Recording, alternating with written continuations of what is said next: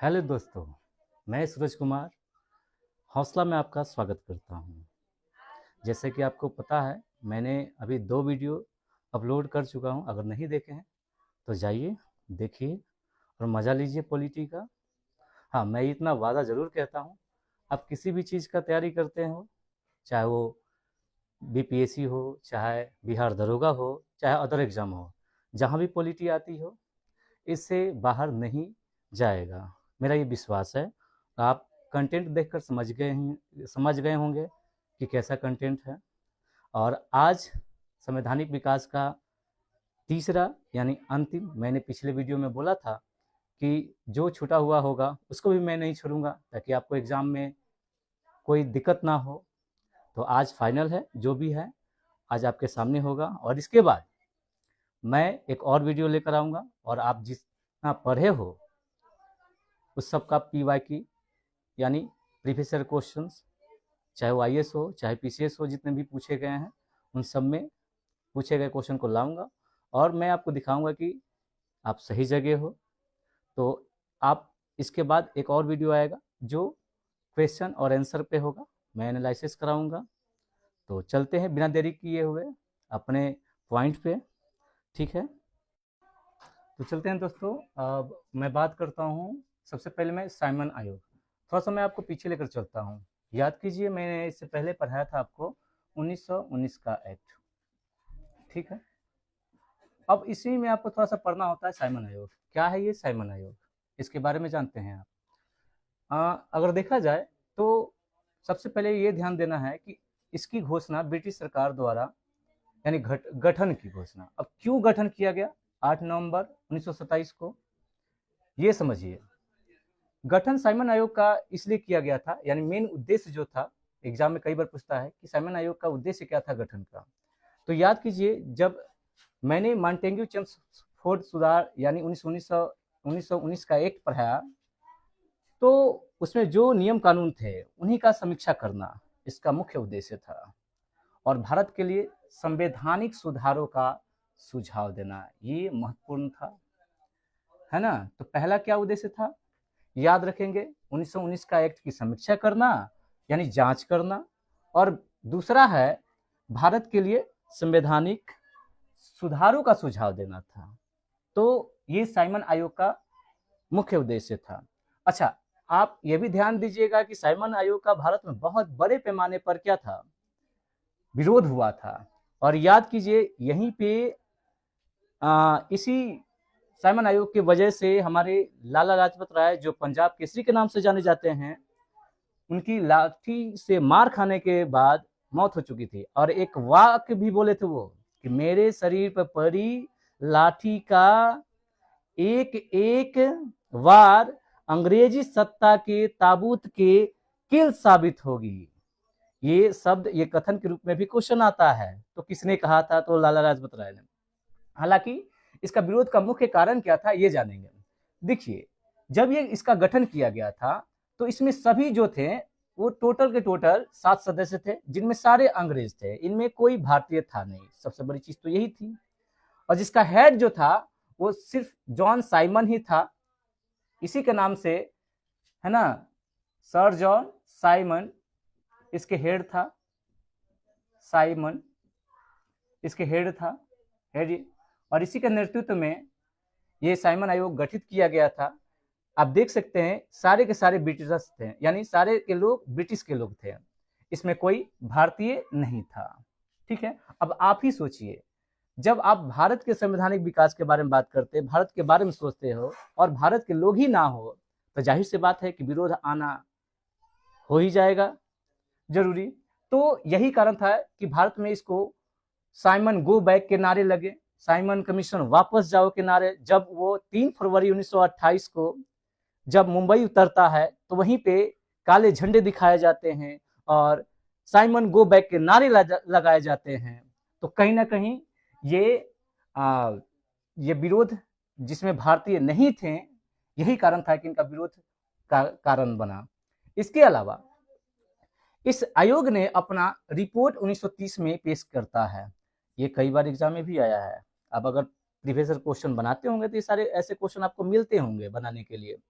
तो साइमन आयोग ने अपना रिपोर्ट कब जारी किया था? 1930 में। ठीक है।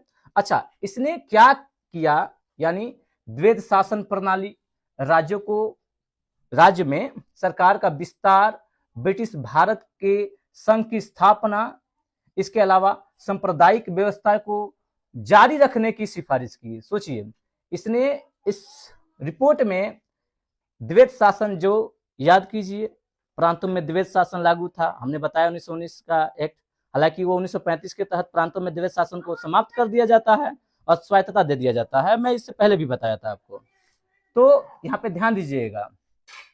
तो ये कुछ सिफारिशें थी 1930 के जो रिपोर्ट में था, जैसे द्वैध शासन प्रणाली, राज्यों में सरकार का विस्तार, इसके अलावा ब्रिटिश भारत के संघ की स्थापना, इसके अलावा सांप्रदायिक व्यवस्था को जारी रखने की सिफारिश करना, तो ये सारी रिपोर्ट में शामिल था। और साइमन कमीशन ने अपना रिपोर्ट कब पारित किया था भाई? तो याद रखेंगे 1930 में। अब आते हैं आगे। अब क्या हुआ कि इसी रिपोर्ट के ऊपर विचार करने के लिए, क्योंकि जाहिर सी बात है कि इसका विरोध भी हुआ था, तो इसी रिपोर्ट के ऊपर विचार करने के लिए आप देखे होंगे कि गोलमेज सम्मेलन हुआ। याद कीजिए, ये ब्रिटेन में गोलमेज सम्मेलन होता है। इसी रिपोर्ट के ऊपर विचार करने के लिए 3 गोलमेज सम्मेलन हुआ है। हालांकि ये इतिहास के विषय हम आपको पढ़ाएंगे, जहां 1930, 31, 32, जहां कांग्रेस की तरफ से दूसरे में गांधी जी भाग लेते हैं, यानी 1931 वाले में गांधी जी ने भाग लिया। तो ये सारे हम इतिहास में पढ़ेंगे, लेकिन यहाँ पे आपको समझाने के तौर पे इसमें हम ला दिए हैं। ठीक है। और इसी प्रस्ताव पर विचार करने के लिए ब्रिटिश सरकार गोलमेज सम्मेलन किया, तो यही कारण था गोलमेज सम्मेलन करने का। अब आते हैं कुछ सांप्रदायिक अवार्ड की बात करते हैं, ये 1932 के आसपास। अब देखिए, इस समय ब्रिटेन के प्रधानमंत्री रैमजे मैकडोनाल्ड था। अब ये क्या है, ये सांप्रदायिक अवार्ड, इसके बारे में जानने की कोशिश करते हैं। तो सांप्रदायिक जो अवार्ड था, यानी ब्रिटिश पीएम उस समय रैमजे मैकडोनाल्ड था। पहले तो यही क्वेश्चन पूछता है कि सांप्रदायिक अवार्ड के समय ब्रिटेन का प्रधानमंत्री कौन था? तो रैमजे मैकडोनाल्ड था।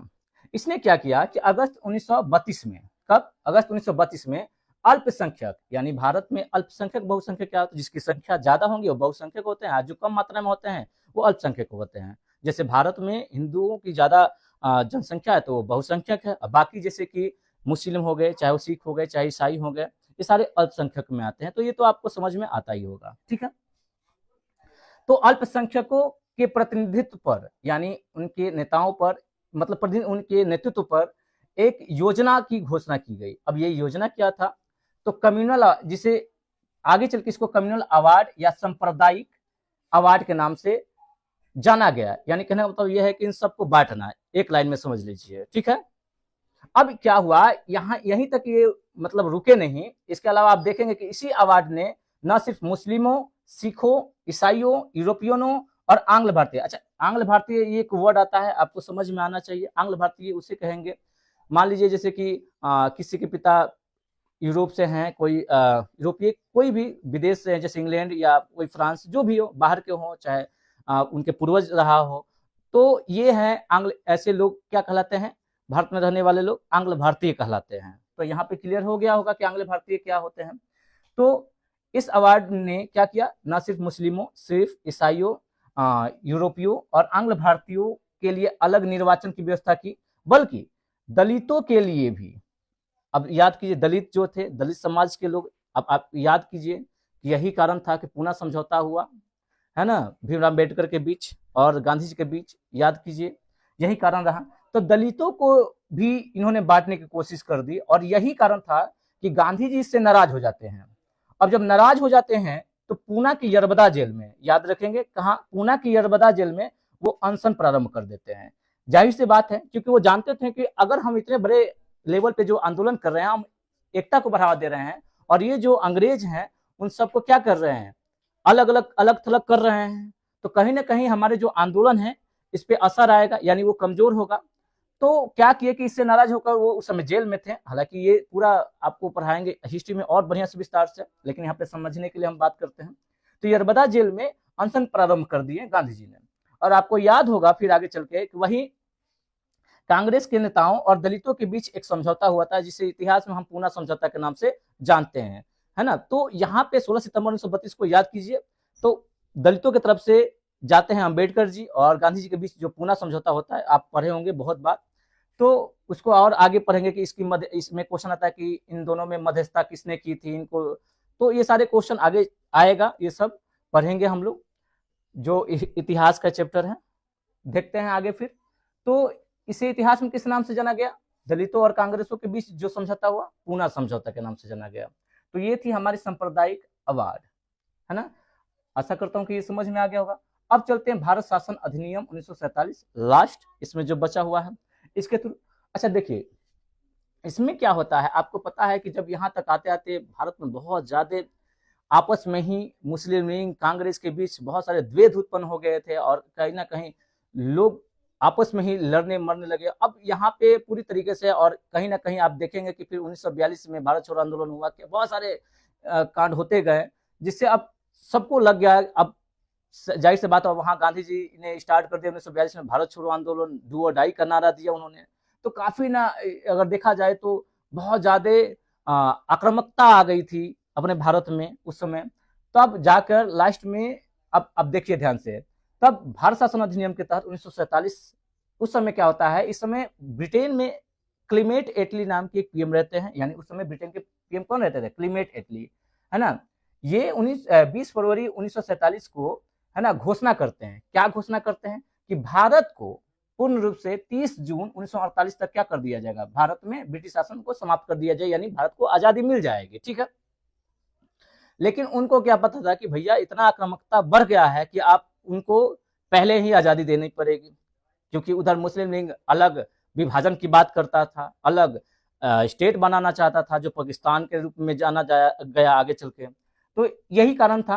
तब क्या हुआ, अगर बात करें तो क्लीमेट एटली तो कहा था कि 30 जून 1948 तक भारत को हम समाप्त करें। कई बार ये भी क्वेश्चन पूछ दिया जाता है कि ब्रिटेन के जो पीएम था क्लीमेट एटली, भारत में से ब्रिटिश शासन को कब तक समाप्त करने की कोशिश की थी, कही थी? तो याद रखेंगे 30 जून 1948 तक। अब क्या हुआ, इस घोषणा पर मुस्लिम लीग जो था वो आंदोलन करने लगा कि भैया हमको अलग स्टेट चाहिए, अलग स्टेट चाहिए। अब क्या हुआ, उसने विभाजन की बात कहने लगा। ये जो थे, ये विभाजन की बात कहने लगे कि भैया हम तो विभाजित होना चाहते हैं। क्यों भैया? क्योंकि यहाँ पे मोहम्मद अली जिन्ना थे और वो कहते हैं भैया कि हम अल्पसंख्यक के लिए दुख होगा, क्योंकि बहुसंख्यक अल्पसंख्यक पे जातियां करेंगे। कहीं ना कहीं ये मनगढ़ंत कहानी थी, एक प्रकार से वो अलग चाहते थे। तो यहाँ से अब आगे देखते हैं कि ये कहानी आगे कहाँ तक जाती है। तो चलते हैं दोस्तों, फिर आगे देखते हैं क्या हुआ। तो जैसे मैंने बताया अभी जस्ट कि मुस्लिम लीगों ने आंदोलन कर दिया, और जब आंदोलन कर दिया तो उसके बाद फिर क्या हुआ कि 3 जून 1947 को ब्रिटिश सरकार ने फिर साफ कर दिया, यानी फिर आया बात की, और उन्होंने कहा कि 1946 में जो गठित संविधान सभा था, याद कीजिए 1946 में ही संविधान बनाने के लिए संविधान सभा का गठन किया गया था। हालांकि इसके बाद वही चैप्टर पढ़ने वाले हैं, संविधान सभा ही पढ़ने वाले हैं इसके बाद, ये खत्म होने के बाद। तो 1946 में जो गठित संविधान सभा था, उसके द्वारा जो नियम बनाए गए थे, यानी जो नियम बना था, तो इन्होंने कहा, यानी ब्रिटिशों ने कहा कि ये जो नियम बनाया गया 1946 के तहत, यानी संविधान सभा के द्वारा, तो उन क्षेत्रों पर लागू नहीं होगा जो इसे स्वीकार न करेंगे। अगर कोई क्षेत्र चाहता है कि हम इस संविधान को ना माने, तो वो नहीं मानेगा, यानी उस पर ये संविधान जो लागू गठन हुआ है, लागू नहीं गठन हुआ है, यानी 1946 में जो संविधान सभा बनना स्टार्ट हो गया था, वो दूसरे पर, मतलब जो नहीं माना चाहता उस पर थोपा, जबरदस्ती थोपा नहीं जाएगा। ये दबाव में आकर, मुस्लिम के दबाव में आकर फिर ये सरकार साफ कर देता है 3 जून 1947 को, ठीक है। उसी दिन क्या होता है कि फिर ये इतना जोर पकड़ लिया था विभाजन का कि माउंटबेटन, याद कीजिए, लास्ट में ब्रिटिश सरकार हारकर एक योजना भेजती है विभाजन के लिए, जिसे माउंटबेटन योजना भी कहा गया इतिहास में। और कई बार क्वेश्चन आता भी है कि भारत का विभाजन किसके तहत हुआ था, तो आप याद रखिएगा माउंटबेटन योजना प्लान के तहत भारत का विभाजन हुआ था। याद रखिए, मध्य रात्रि 14, है ना, अगस्त को, अगर देखा जाए तो पाकिस्तान मनाता है और हम 15 अगस्त को, यानी हमारा 14 अगस्त को मध्य रात्रि को भारत आज़ाद हुआ। ये आपको पता ही होगा, ये पहले से पढ़े होंगे। तो माउंटबेटन योजना ही भारत में जो विभाजन की बात की थी वो लेकर आए, और माउंटबेटन योजना जो लास्ट आगे चल के ये कहलाने लगा, क्योंकि माउंटबेटन के ही संदर्भ में ये योजना लाया गया था। और आपको पता होगा कि स्वतंत्र भारत के प्रथम गवर्नर जनरल जो भी बनाया गया था वो माउंटबेटन को ही बनाया गया था। तो ये भी आप ध्यान रखिएगा। तो ये कुछ था भारत शासन अधिनियम 1947 का। हमने आपको स्टार्ट किया था 1773 से, और 1947 तक हमने पढ़ाया भारत के संदर्भ में भारतीय संवैधानिक विकास के बारे में। तो आज ये अंतिम था, और मुझे लगता है कि इतना इनफ है इस क्लास के लिए। और मैं कुछ थोड़ा सा इसी में जोड़ के आपको बता देता हूँ।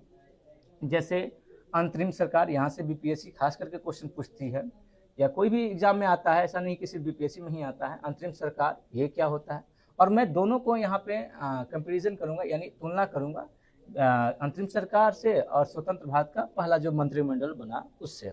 ठीक है, अच्छा पहले ये देखते हैं कि अंतरिम सरकार का मतलब क्या होता है। यानी एक ऐसी सरकार, यानी अस्थायी सरकार। मान लीजिए आप स्थायी सरकार बनाने से पहले आपको कुछ समय के लिए अस्थायी के रूप में कार्यभार सौंपा गया है, तो ऐसे जब हम अस्थायी रूप में यानी कुछ समय के लिए मंत्रिमंडल का गठन कर देते हैं, है ना, कार्य को चलाने के लिए, तो वो अस्थायी रूप में आ जाता है। और वही था अंतरिम सरकार, यानी स्वतंत्रता से पहले अंतरिम सरकार का गठन किया गया था 1946 में, आपको पता ही होगा अगर आप पढ़े होंगे तो ये है अंतरिम सरकार। यानी अंतरिम सरकार का मतलब क्या हुआ कि एक अस्थायी सरकार, ठीक है, शासन को चलाने के लिए अस्थायी रूप से एक सरकार गठित किया जाता है, जिसे अंतरिम सरकार कहा गया। ठीक है, अब यहाँ पे ध्यान देने वाली बात है कि इस अंतरिम सरकार में किसको कौन सा मंत्रिमंडल मिला। तो आप देखिए ध्यान से, यहाँ पे से JL नेहरू यानी जवाहरलाल नेहरू जो हमारे चाचा नेहरू हैं, इनको परिषद के उपाध्यक्ष, राष्ट्रमंडल का कार्यभार से संबंधित या विदेश मामले, ये सारे मामले प्राप्त हुए थे तो अंतरिम मंडल में, इनको भी ध्यान रखिएगा। हमने वही इसमें ऐड किया है जो एग्जाम में अधिकतर मुझे दिखाई दिया है। जैसे कि कई बार पूछा गया है कि अंतरिम सरकार में वित्त मंत्री कौन थे, या कई बार पूछा है कि अंतरिम सरकार में खाद्य एवं कृषि मंत्री कौन थे। तो ऐसे क्वेश्चन आते ही रहते हैं, तो इसको भी खत्म करने के लिए मैं आपको वही दिया हूँ, ज़्यादा नहीं दिया हूँ, बस आपको याद होना चाहिए, आप देखते रहिएगा। देखिए, पढ़ाई का मतलब भी होता है रिवीजन। हमने अभी तक जितना पढ़ा उसको आप रिवीजन कीजिएगा, ज़्यादा नहीं पढ़ना है, लेकिन उतना ज़रूर पढ़ना है कि जिससे हमारा एग्ज़ाम पास हो पाए। ठीक है, तो उसके लिए आपको ध्यान देना है, समझना है, चीज़ों को रटना नहीं है। जब आप एक ही चीज़ को बार बार पढ़ते हैं तो आप रूपी वो याद हो ही जाता है, ऐसा कुछ नहीं है। और मैं एक चीज़ बोलना चाहूँगा कि इस दुनिया में कोई तेज नहीं होता है, कोई बुर्बक भी नहीं होता है। जो मेहनत करता है उसको सफलता लगता ही लगता है, चाहे आज लगे, चाहे 10 दिन बाद लगे, चाहे 10 साल बाद लगे। ठीक है, मेहनत करना है, रुकना नहीं है, जब तक तोड़ेंगे नहीं तब तक छोड़ेंगे नहीं, यही नारा रहना चाहिए। ठीक है, तो यहाँ पे सरदार पटेल जो हैं, हमारे सरदार वल्लभ भाई पटेल, इनको गृह मंत्री का पदभार दिया गया था, एवं सूचना एवं प्रसारण मंत्री भी थे ये अंतरिम सरकार में। इसके अलावा राजेंद्र प्रसाद, जो आपको पता होगा कि संविधान सभा के स्थायी अध्यक्ष चुने गए थे, आपको याद होगा 11 दिसंबर, जो मैं आपको पढ़ाऊंगा संविधान सभा में। कभी कभी आपको समझाने के लिए सब बोलना पड़ता है। तो 11 यहाँ पे राजेंद्र प्रसाद को खाद्य एवं कृषि मंत्री बनाया गया है, तो ये भी इम्पोर्टेंट है, इसको भी ध्यान रखेंगे कि अंतरिम सरकार में खाद्य एवं कृषि मंत्री कौन था, तो डॉक्टर राजेंद्र प्रसाद। इसके बाद उद्योग एवं नागरिक आपूर्ति यानी उद्योग मंत्री कौन बने अंतरिम सरकार में, तो जॉन मथाई यानी डॉक्टर जॉन मथाई थे।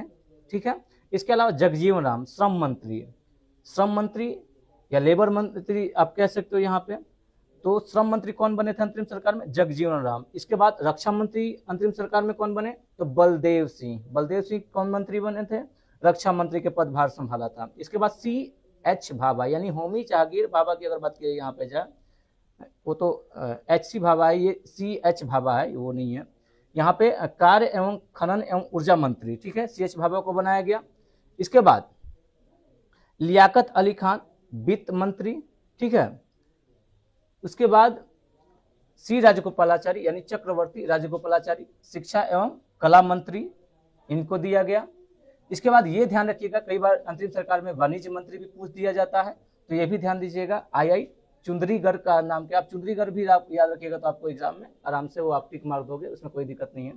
अब मैं यहाँ पे क्या करता हूँ, मैं यहाँ पे क्यों स्वतंत्र भारत का लिख दिया, ताकि आपको कंफ्यूजन नहीं हो। जैसे कि अंतरिम सरकार और स्वतंत्र मंत्रिमंडल की बात किया जाए तो आप काफी मिलता जुलता देखेंगे यहाँ पे। जैसे कि सरदार पटेल जो थे वहां भी गृह मंत्री थे अंतरिम में, यहाँ भी गृह मंत्री हैं, देखिए यहाँ पे। तो इसको भी देख लीजिए। जवाहरलाल नेहरू यहाँ पे स्वतंत्र भारत का प्रथम प्रधानमंत्री बने थे, आपको पता ही होगा। फिर राष्ट्रमंडल से भी विदेश मामले, वैज्ञानिक शोध, सब इन्हीं के अंदर आया और इसकी इन्हीं के अंदर था। और सरदार पटेल जो अंतरिम सरकार में भी गृह मंत्री थे, सूचना एवं प्रसारण मंत्री थे, यहाँ भी गृह मंत्री और सूचना प्रसारण मंत्री, और राज्यों के मामले में भी ये देख रेख करता बने।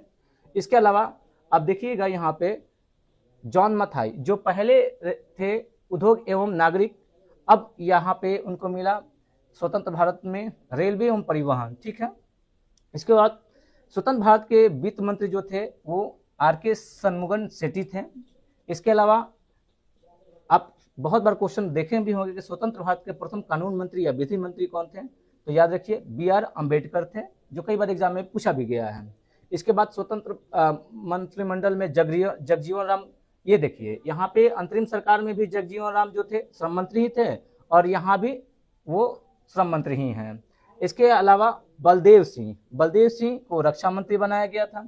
अब यहाँ पे देखिए वही है, सेम दोनों जगह, यहाँ भी बलदेव सिंह रक्षा मंत्री थे और यहाँ भी बलदेव सिंह रक्षा मंत्री हैं। इसके बाद राजकुमारी अमृता कौर, भारत की जो महिला है ये, यहाँ स्वास्थ्य मंत्री बनाई गई। इनको स्वतंत्र भारत का मंत्रिमंडल में इनको स्वास्थ्य मंत्री का पदभार सौंपा गया, अमृता कौर को, राजकुमारी अमृता कौर। और भारत के प्रथम केंद्रीय महिला मंत्री थी। अगर आप पढ़े होंगे तो आपको ये याद होगा। इसके बाद फिर यहाँ पे देखिए सी.एच. भाभा कार्य एवं खान मंत्री थे या ऊर्जा मंत्री भी थे वो। यहाँ पे देखिए सी.एच. भाभा को क्या मिल गया, वाणिज्य मंत्री, ठीक है। अब देखिए अंतरिम सरकार में अगर देखा जाए सी.एच. भाभा कार्य एवं खान एवं ऊर्जा मंत्री हैं और यहाँ पे क्या मिल गया इनको, वाणिज्य मंत्री है। इसके अलावा रफी अहमद किदवई, आप किदवई बस याद रखिएगा, ये संचार मंत्री। कई बार क्वेश्चन ये भी पूछता है कि स्वतंत्र भारत का जो मंत्रिमंडल है उसमें संचार मंत्री किसको बनाया गया था, तो रफी अहमद किदवई। तो रफी अहमद किदवई जो संचार मंत्री थी, हमने अभी बात किया। अच्छा, थोड़ा सा ये भी ध्यान दे दीजिएगा, मुंह से फ्लो में निकल गया था सी.एच. भाभा का होमी जहांगीर भाभा। हालांकि ये होमी जहांगीर भाभा नहीं है, ये कुंवरजी हरमुखजी भाभा है, वो नहीं है। तो ये क्लियर हो गया। मैं आशा करता हूँ कि आप यहाँ तक समझ गए होंगे। और आज आपका तीसरा भाग है और मैंने आपको 3 भाग में भारत के संवैधानिक विकास पढ़ाया और आप बाकी जैसे वीडियो को प्यार दिए वैसे ही इस वीडियो को भी प्यार दीजिए और एंजॉय कीजिए और लाइक कीजिए, शेयर कीजिए, ताकि और भी जो गरीब बच्चे हैं इससे जुड़ पाएँ और इसका आनंद उठा पाएँ। हम कोशिश करेंगे रेगुलर वीडियो लाने के लिए, ताकि आपका लाइफ में जो भी कुछ सपोर्ट कर सकते हैं आपके पढ़ाई में, वो मैं कर सकूं और आपके प्रिपेयर में साथ दे सकूं। तो मिलते हैं फिर नेक्स्ट वीडियो में। धन्यवाद। अगर कोई क्वेरी भी रह जाती है या कुछ मुझसे फ्लो में गलती हो गया हो तो आप कमेंट ज़रूर लिखिए और कैसा है वीडियो ये ज़रूर बताइए, है ना। तो मिलते हैं आप।